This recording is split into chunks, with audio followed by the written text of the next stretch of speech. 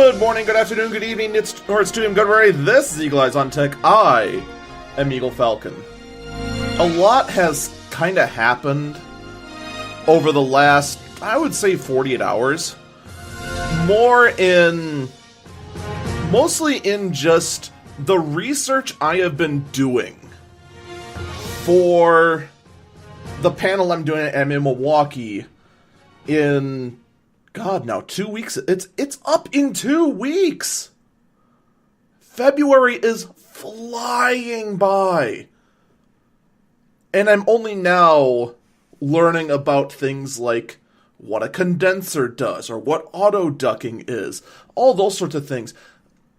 And of course, some of you who are more knowledgeable in audio than I am are listening to these words I'm saying going, what are you, a moron? How did you not know about that?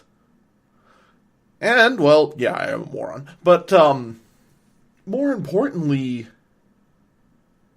most streamers are not audio engineers. Nor are they video producers or anything of that nature.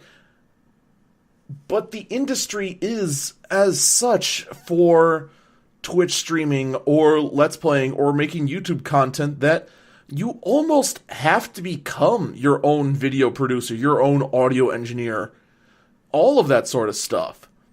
Which is why it's kind of difficult to find a beginner's guide. And I think that when the finished guide is done, it's going to be extremely useful. And I'm not sure if... I mean, it's all going to depend on how the panel goes. But I may end up re-recording that sort of guide into something that is comprehensible as audio only to share with the Eagle Eyes on Tech community that does not watch me on Twitch. I do plan on having the panel recorded and then posted on Twitch. But, of course, I'm not going to be able to live stream it. More than likely. I assume not. Maybe I will. I don't know. I seriously doubt it just because the internet connection you need in order to live stream has to be pretty reliable, and a convention center where thousands of people will be at, pretty sure the internet is going to be garbage. So more than likely it's going to have to be recorded, rendered, and then posted.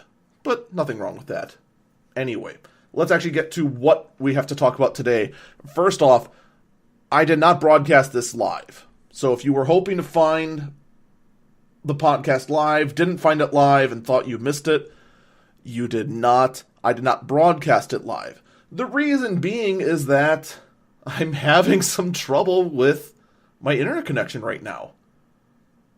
I'm not even kidding. I think it might be because of the snowstorm that went through. Or it could just be something extremely minor. I'm not sure. I've been futzing with it for the last 3 hours and can't figure it out. And it's like, I need to get the podcast done. Otherwise, it's going to be Monday. It's supposed to be up on the site by noon, and it's not going to be there. So, yeah. Not only that, but the number of stories that are actually interesting are very few this week. It might be a record low, and a past me would have just said, I'm sorry, there's no podcast this week. There's nothing interesting to talk about that isn't political or off topic. And I've gone off topic in the past. But there are two stories that must be talked about, and then I'll close up shop with a little bit of my findings for the Twitch panel. First up, we're going to talk about the UK Pornhub story. Oh, Lord. This is just an amazing story for all the wrong reasons. Literally all the wrong reasons. So here's basically the short end of it. the UK has passed a law mandating, requiring all pornographic sites, all sites that have adult content of any form, anything that is unsuitable for minors, to be able to 100% verify that the viewer is an adult. Okay? And there have been plenty of ways to do this in the past. 100% of them are unreliable. Probably one of the most common ones was collecting credit card info and then not charging it. Which then, let's be honest, a lot of those really shady sites then sold your credit card info. But then a lot of kids just started BSing the data. They just mash out 16 digits, an expiration date, and a security code, and some of the systems were so stupid it would take it. The ones that wouldn't, well, those were most likely sketch sites anyway that wanted to charge your credit card anyway. Others tried to put it behind a paywall. In which case, a few years down the road, it was very easy to get past this by just getting a $5 gift card on a Visa prepaid card, and just enter that. And boom, you're in. So now a lot of sites just go, okay, look, just check this box if you're 18 or over, and just pretty much gave up entirely. And of course, everyone lied about it. Everyone did. So, the way this law is going to work now, though, they are requiring let me see if I can get the exact details real quick.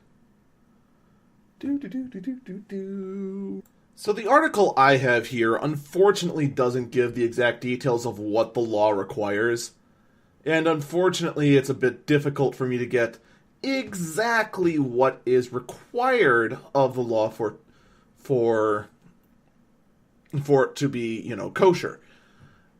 But basically, the UK versions of any sort of adult content site, this article specifically targets Pornhub, RedTube, YouPorn, and Brazzers, all of which owned by one mega company called MindGeek. MindGeek is going to, in order to be kosher with the law, create something called Age ID, which basically requires you to enter in address, phone number, and a whole bunch of other information to confirm your age. Alright. So on paper, alright, that prevents, that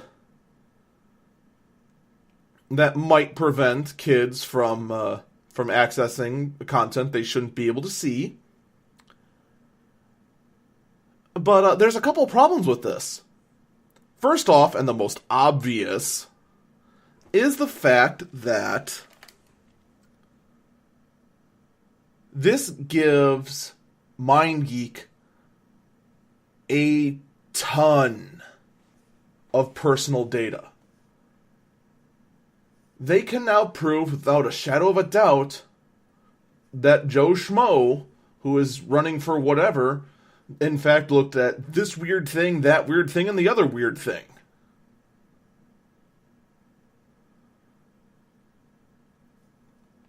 Now, let's assume that never happens, that the site never goes rogue. The data's still there, though. Even just the existence of the account is evidence enough for blackmail. Now, of course, MindGeek says there's no data risk at all. No. Our system is rock solid. Name one system that is rock solid, that is truly hack-proof. If you literally said anything, you are either delusional, foolish, have not listened to this podcast enough, or are lying to yourself. No system is unhackable. All systems fail, all systems leak data, It's only a matter of time. That's not even me putting the tinfoil hat on. It's the truth.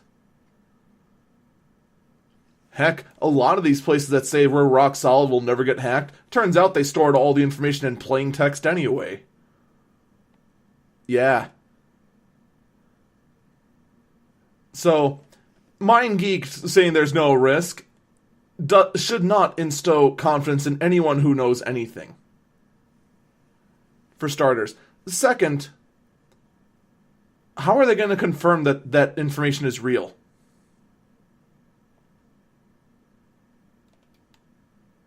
Here, I'll give you a good one. And to make this even better, I came up with this in middle school.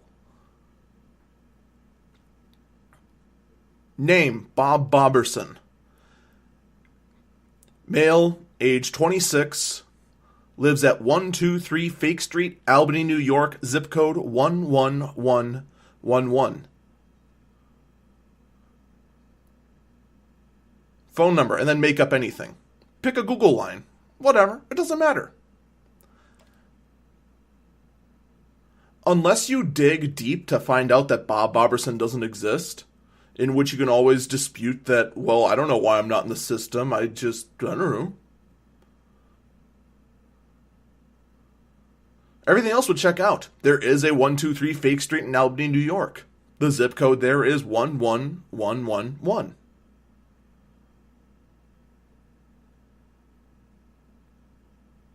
It's obviously fake info. Nothing I said is correct. Except for the fact there is an office building at 123 Fake Street, and the zip code there is 11111.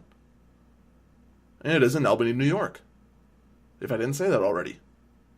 Which I'm pretty sure I did.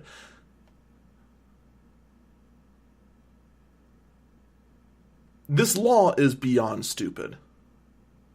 On top of that, it's hard for me to say it's poorly written, but it just sounds poorly written.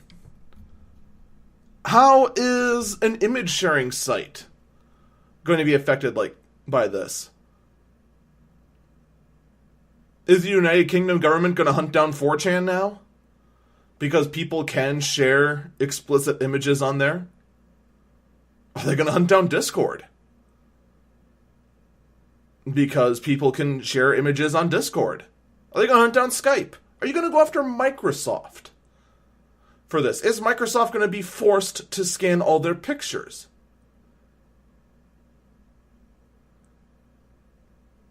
It is such a stupid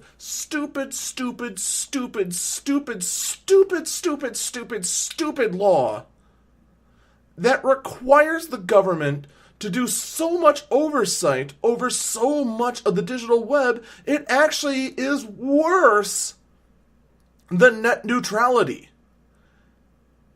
And net neutrality was a giant Bible-sized book of watching over everything so that everyone can quote-unquote play fair, even though the only thing it did was stop unlimited data coming from certain cell phone carriers. This, at least on paper, sounds like a good idea until you think about it for more than 30 seconds.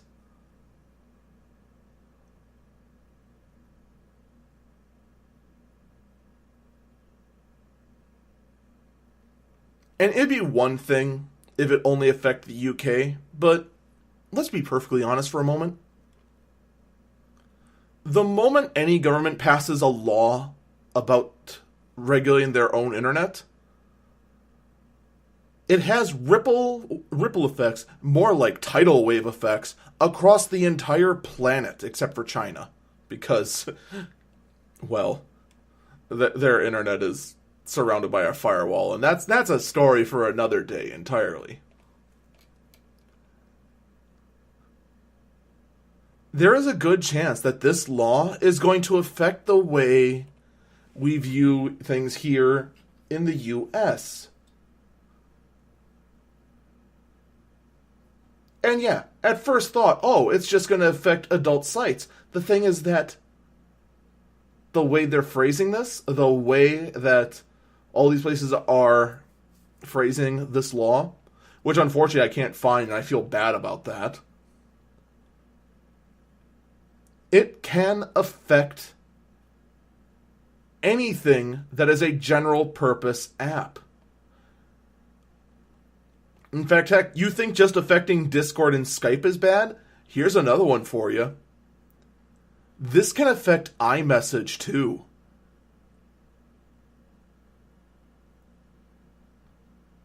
Yeah, the texting app on your iPhone. That's not a cell thing. That's all digital data over the internet. It could regulate that too. Now, these rules do not go in effect until April. Maybe we'll be lucky, and maybe April 1st, the United Kingdom Parliament will just go, April Fools. Nah, we're not gonna push this law that on paper sounds really good, but the moment you think about it for more than a minute, it just looks like a giant mess.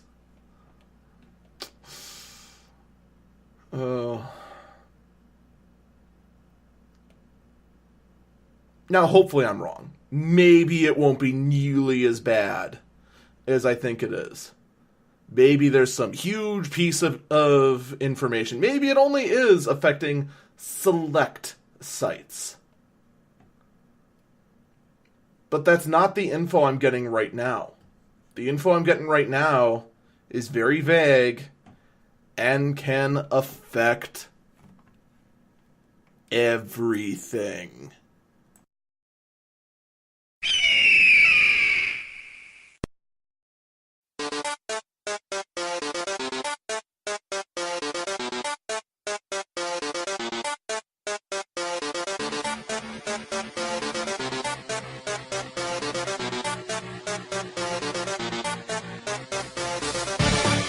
Welcome back, Eagle Eyes on Tech. I'm Eagle Falcon. So, that's one story. The possibility that the UK Parliament and its silly, silly law might be affecting everything. However,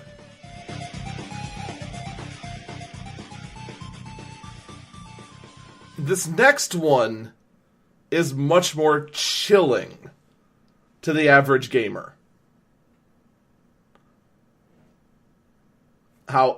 However, fortunately, unlike the Pornhub story, this one is a rumor. I want to stress that.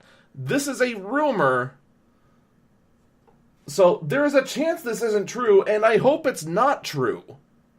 Because this could be a major shakeup in the way things are done. Although, maybe it's a good thing. Maybe it's a bad thing. It's going to be hard to tell. Here's the title, straight from PC Perspective. What could possibly go wrong? Microsoft may be looking to buy EA, Valve, and PUBG.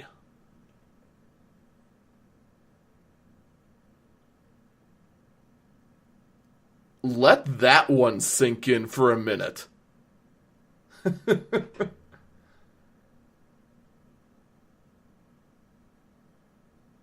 Now, the story and I both agree, this one needs more than a few grains of salt in order to take in. But the Microsoft Store may be looking at a significant expansion, according to the article.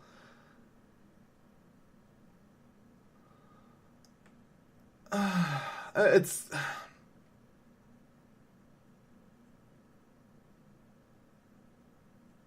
to be looking to buy out EA, Valve, and PUBG. Now, I don't know what PUBG would end up doing, really. I mean, PUBG right now is such a very weird entity. Thank you, phone, for reminding me that it's snowing outside. That was appreciated. PUBG, all it is just the holding company that handles PUBG. Players Unknown Battleground, or Player Unknown's Battleground, or whatever. I'm not a fan of the game anyway. To be perfectly honest.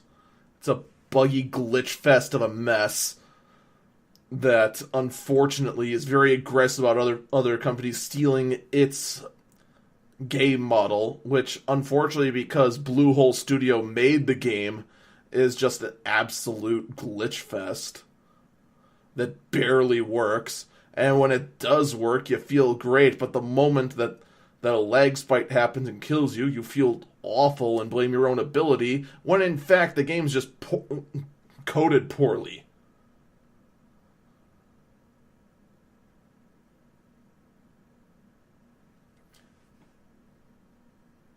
But that's not the important thing. That's just kind of the weird element of it, the fact that PUBG is included in this.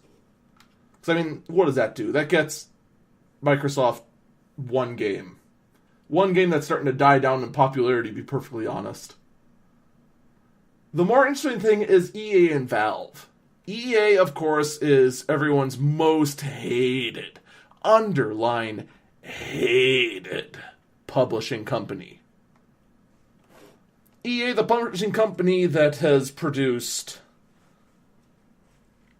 repetitive football titles, taken glorious games like Ultima and Command & Conquer and dragged them down into a hilariously rushed mess of games, and it ends up killing the franchises as a result.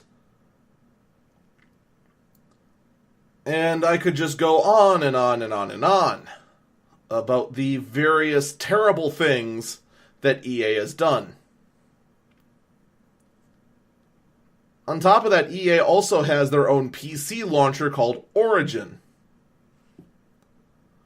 which is just yet another game launching app to add to my collection. Valve is much more laid back in the way they run. They actually now produce very few games, but still do, and the way they run their office is basically letting their programmers do what they love and greenlight anything that sounds profitable. Much different from EA that pushes game developers into, well, doing what's best for EA.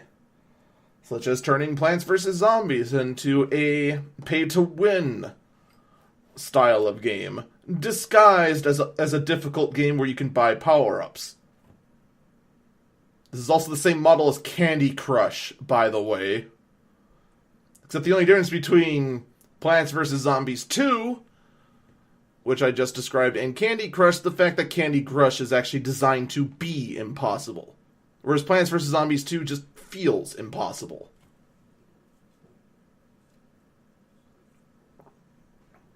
But this would mean that EA and Valve's game launchers on the PC would now be under Microsoft control. And that actually starts becoming very interesting. Steam already functions very well. Origin, I'll be very honest, I can't speak for Origin. I have no idea how well the Origin system runs, because every time I try to install Origin and create an account for Origin, I find out that the name Eagle Falcon is banned on Origin, and just on those grounds alone, I just flip my keyboard in frustration and uninstall what I already had.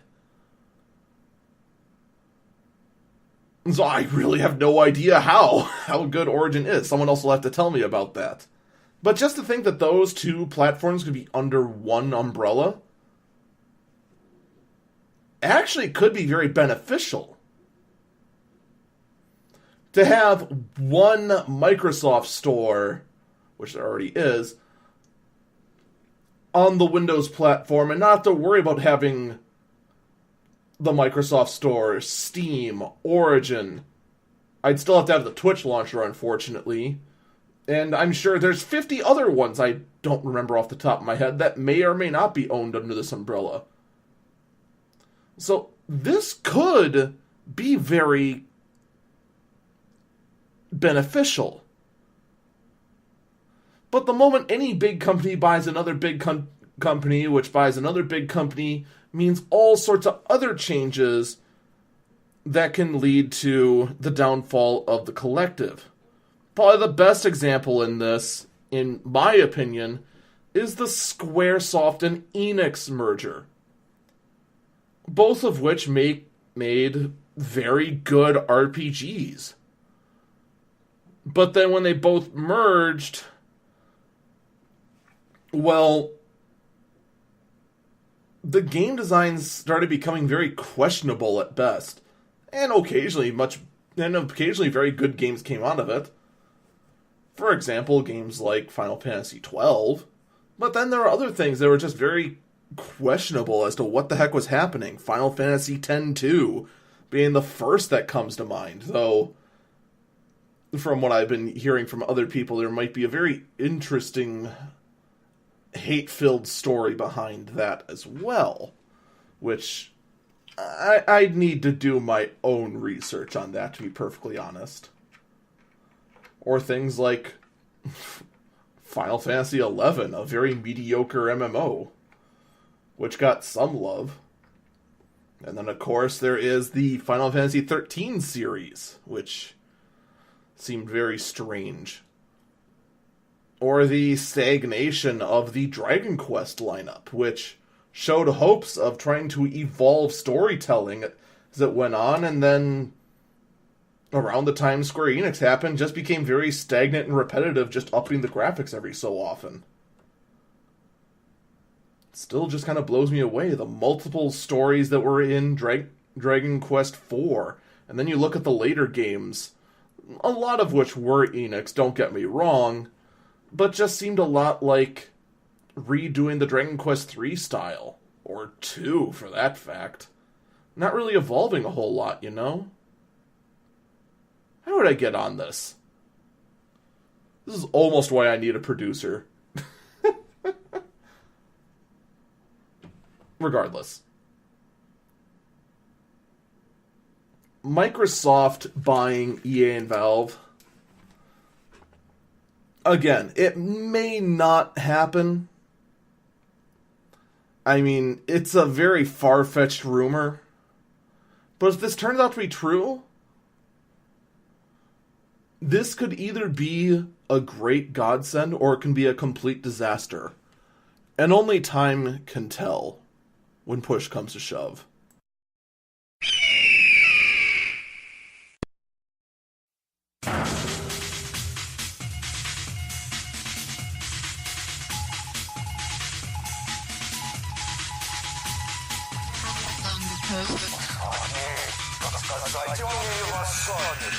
Welcome back, eagleeyes.tech.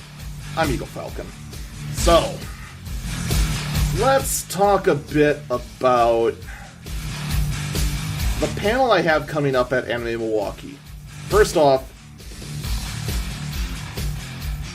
the schedule has been finalized. I am officially the only Twitch panel at all of Anime Milwaukee, which is kind of interesting for the fact that this is an anime convention that has a lot of gaming DNA in it because of the fact that Milwaukee was the original home of Gen Con, one of the biggest gaming conventions ever. And as a result, a lot of that DNA, when Gen Con moved out of Milwaukee, kind of moved over to Anime Milwaukee. There's actually a very huge gaming hall brought in, and a second one on top of that just for tabletop games. I believe this year, the big ballroom at the Hyatt Hotel is being used for tabletop gaming again. And then one of the big ballrooms at the convention center is being used for video gaming alone. Major tournaments are going to be there. And by major tournaments, I mean major games that tournaments are going to be held at. Not that, like, big esport competitions are coming to that. No. I don't mean it like that. The point is that gaming is definitely in the DNA of this anime convention, despite the fact that you would go, anime convention, why the heck are you going to talk about video games there? That's stupid, Eagle. You're stupid. Stop being stupid. No, it actually does make perfect sense. On top of that, I'm going to be one of the very first panelists. It's literally going to go opening ceremonies, then at high noon, my panel and one other panel starts. That's it. Which honestly is a terrible time slot, but, you know, it's both kind of a big deal and kind of a dead slot. It's kind of weird, because Saturday's always the big day on a weekend convention. Friday is just kind of the opening day. Everything's getting kicked off. And at noon, no one's going to be there. Just the diehards who show up for the opening ceremonies. Like myself. So, I don't know. I'm excited, and yet I'm kind of just meh about it. So, it's a mixed feeling. The thing is, though, is that I have a lot of ground to cover, you know? Because my panel in the end is all about how to get started in Twitch streaming. And as I opened up with, there is actually a lot to learn. It isn't all about just grab a controller, grab your PlayStation, and play games, make money, lol. No. You need to know what you're doing. For starters, commentary is key. If you're just sitting there silently playing a video game and occasionally swearing when you lose, that's nothing. It's all about speaking your mind as you're overcoming the challenge. The only real streamers that can get away with being relatively quiet are really, really good speedrunners. People who are focusing for an hour solid to go complete a 40-hour game in an hour. Or 40 minutes, depending on the game. Literally the only ones that can get away with being relatively quiet. On top of that, you need to interact with that audience. You need to interact with chat. If you ignore chat, you have no chance. People are just going to go, oh, hey, streamer. And then you just go. And then they'll leave. Why do I want to watch you? You're not even going to acknowledge my existence? Forget you. I'm going to go over to some other guy. That's the point. On top of that, with more and more games coming out where you can play with anyone. The Jackbox games are the first to come to mind, where you can literally grab 7 other anyones, or 15 other anyones, who just whip out their smartphone and can play trivia games with you, or other silly games. They don't even need the game to play with you. And on top of that, quality. Quality of the stream is essential. Being able to broadcast at 720p minimum is crucial. Having a mic that isn't terrible. Because let's be honest, the pinhole mic on your headphones, if you ever listen to yourself through that, you turn it off and go, oh my god, what have I been doing? You're going to need a good condenser mic. And on top of that, if you're console gaming, you're going to need a good capture card. And no, just using the capture device built into your Xbox One or your PS4 is a really bad idea. Don't do that. Because once again, that's not quality. It's the bare bones minimum. Just being able to go and put your content up on a screen and have your face plastered over in the corner, that's nothing. Because people want the interactive elements. Such as with the Twitch alerts and whatnot. That's the key. And that's more of what I'm going to be talking about at this panel. Right now, however, I'm still elbow deep into the stuff. I mean, I can guarantee you a few things. After redoing my research, best bang for the buck if you want to get by at the lowest cost, Blue Snowball still is going to be the best condenser mic. If you're trying to avoid soundboard, a mixer, or whatever. Just straight USB, that's going to be the best cheap bet. Of course, you're going to be better off with something like what I've got, which is the Blue Yeti. There's plenty of other microphones that are comparable to the Yeti, some of which are better. There's also some cheap kits that include the sound mixer for a couple hundred that sound top tier. I mean, there's a lot to consider. And I could list off right now what my setup is. It's, there's the laptop over there that does all of the encoding and actually pumps out the stream running OBS. That's on a Dell Precision 4800 with a Core i7 quad-core, top-tier stuff for that era, with a mediocre GPU in it, but it gets the job done. I can stream at 1080p, but I don't for good reason. And that reason, of course, being the fact that unless you're a partner, you might not get a priority server in which everyone viewing you has to view it at whatever you're broadcasting at. And if you broadcast at 1080p, 60 frames a second, there's a good chance you're on a phone, you're not going to be able to see that stream. It's just going to be useless. So you want to be down at 720 where just about anyone, even on a cell phone connection, can view you. You are definitely going to want headphones. Alright, I'm using Razer Manowar. It doesn't matter. Just a set of headphones you like. Something that feels comfortable on your head. I probably actually wouldn't recommend these guys just because A, they're expensive, and B, they're so massive it doubles the size of your head. Camera, I've got some Microsoft thing. It almost doesn't matter what it is, as long as it's good. Green screen, it ain't mandatory. I've got one. Alright. My main gaming rig, it's a HP Z800 I've modified for gaming. With a GTX 780 in it. I can't remember the manufacturer. Capture card, though, is crucial. You can't skimp out on that.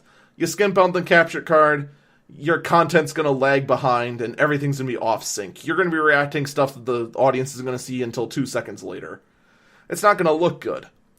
You want to have high bandwidth, something that is PCI Express or USB 3.0. The card I'm using, it's an Elgato HD60S. Alright? And I use mechanical keyboards. Honestly, I would recommend not doing that. Because let's be perfectly honest. This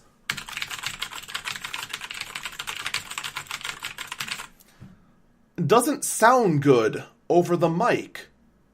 It's very clicky. Alright? If you can find a keyboard that feels good and is quiet, that is actually the best. It's kind of the weird thing. Everyone keeps going, oh yeah, use mechanical keyboards. Mechanical keyboards last so long. I don't know, man. I've had plenty of membrane domes that have lasted an eternity, and which are only like 10 or 20 bucks. Nearly silent, and honestly would probably be better. The only reason I'm still using this mechanical keyboard is because, I'm not gonna lie, I am a complete sucker for pretty lights. An absolute sucker for pretty lights. Which is also why my second keyboard for the streaming computer is also mechanical. Because there's pretty lights. It's a problem. I'm fighting the addiction. It's hard. But yeah, that's just the start of what I'm going over. And I still have so much more to do. So with that for now, I leave you with that information, and I kind of hope that, well, I hope that after I have the panel done, that you are able to watch it. It will be up on my Twitch channel, and I'll talk about it more when it's actually done and fully up. I haven't even gone into what auto-ducking is, and I just learned about that this weekend! Or what a compressor is, and how you can emulate that effect without the hardware. So much to talk about. Take care, everyone. I'll see you next week.